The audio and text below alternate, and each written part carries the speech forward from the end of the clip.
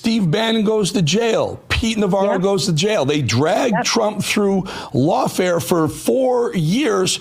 Meanwhile, you have James Comey, who was running the FBI when Strzok and Page were saying, we're going to take President Trump down. You have John Brennan running the CIA. You have Clapper running the NSA saying, no, we're not spying on Americans without a warrant. And they were. He lied in front of Congress. And they lied under oath. Why isn't one of these folks being prosecuted severely right now, the way they did to Bannon, the way they did to Trump, the way they did to Morrow and the January 6ers? Why in the hell is it not happening? Well, probably because this is much bigger, right? I mean, because when they went after the January 6ers, you had a corrupt Justice Department. You had corrupt members of Congress on both sides of the aisle.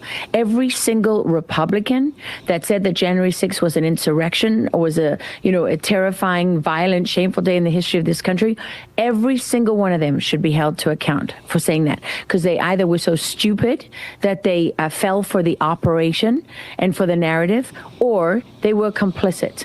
And if they're that stupid, they have no business being in positions of leadership in the first place. So I would be as ruthless with the Republicans as I would be with Democrats, which is, probably why I don't have a lot of political, people backing me. But that's because we care as American people.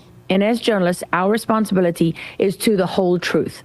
And the reality I'm with is, you, my dear. I am with you. And sometimes you get the folks saying, wait a minute, don't go after Republicans that are on our side. No, if they're corrupt and doing things that are wrong, they're not on our side. They're not on the side of the American people. Go ahead, I'm sorry. Why is a Republican-controlled Senate slow-rolling Trump's appointments? Why are we this far into the Trump administration and you have, I don't know, some places like the State Department that are only around 12% staffed at this point? Why does Josh Hawley vote with the Democrats to derail some of Trump's policy, some of his agenda? Why? I don't know why. Because they're corrupt. I don't know why. Well, I mean, what it appears on the surface is that there are, in fact, what I know from speaking to many people within these agencies, these agencies are still replete with people who are either against President Trump or they are complicit with the other side. But either way, the Republican Party still has a reckoning to face, which is the establishment and the rhinos versus the people, really, that make up much of the vote for Donald Trump. Those people have been dragged along into supporting Donald Trump. They've been forced into towing the line. But don't think that for one single second they're not still subverting him.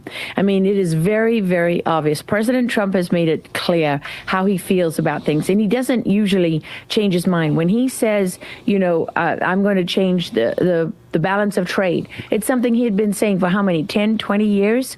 You can go back to him on Oprah Winfrey talking about exactly the same things that he talked about when he got elected the first time and that he is making happen in his second term. So he's consistent. He's not afraid to change his mind if he's, learns more, but at the same time, he's consistent. So, when you see that things are not being implemented or that they're going, they're very far from what was promised, you really have to ask yourself, what are the layers in between?